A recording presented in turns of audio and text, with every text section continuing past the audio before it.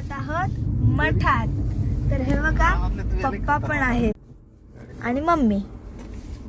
आणि आता हे बघा इथे मठ आहे आणि आम्ही त्याच्यात जाणार आहोत. आता ते स्वामी समर्थांचं मठ आहे. लोकांना माहिती आहे. हे बघा हो गाडी आहे. आम्ही आता आतमध्ये चाललो आहोत. तुम्हाला दिसत असेल गर्दी आहे. आता आम्ही आलेलो आहोत बाहेर आणि आता आम्ही आतमध्ये मठाच्या आतमध्ये जाणार आहोत. हे बघा हे पण आहे.